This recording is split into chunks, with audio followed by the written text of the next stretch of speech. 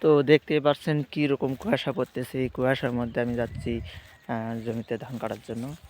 দেখুন ভাই কি কুয়াশা আপনাই পড়তেছে। তো কালকে এখানে আমরা এই জমিটা কাটছি, এখন আমরা যাব আরও ভিতরে দিকে গভীরে আছে ভাই।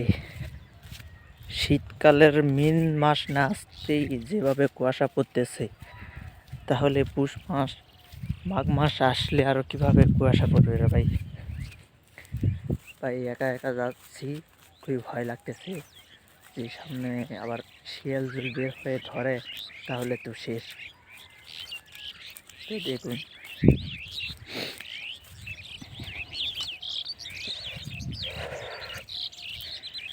যে কুয়াশা পড়তেছে ভাই, এর থেকে আমার কাছ থেকে 10-12 হাত জায়গায় দেখা যাচ্ছে না।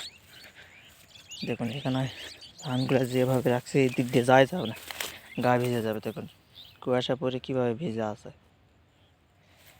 এই আইলে গেলে গা ভিজে একদম শেষ হয়ে যাবে। তবু আমি জমিতে নেমে যাচ্ছি।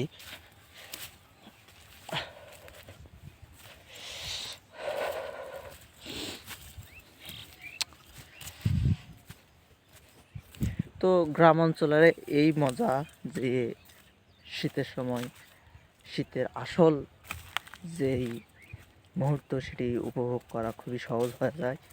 শহরে থাকলে আপনারা এই মুহূর্তটা কখনোই পাবেন না, কেননা শহরে সবসময় কলকারখানা চলে, অনেক গাড়ির ধোঁয়া, সবসময় গরম লাগে। কিন্তু গ্রাম অঞ্চলে হলে এরকম মুহূর্ত আর কোথাও পাবেন না। এরকম মুহূর্ত দেখলেই আপনাদের মন ভরে যাবে। তো দেখুন আমি প্রায় জমির কাছাকাছি চলে আসছি।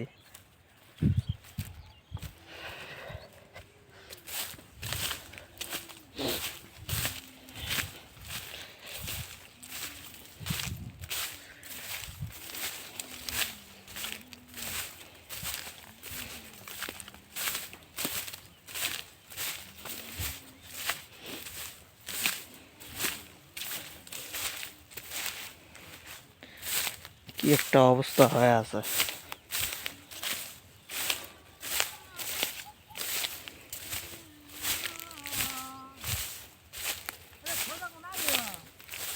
আলো তো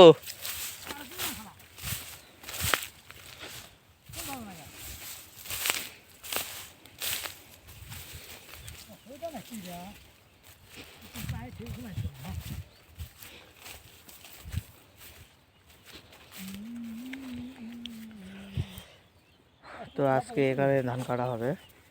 আমার আগেই আমার বাবা এসে পড়েছে ওখানে ধান কাটার জন্য। দেখুন তিনি ধান কাটতেছে।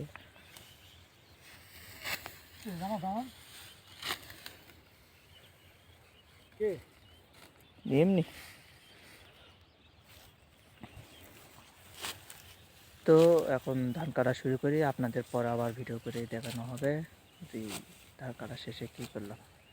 Good bye.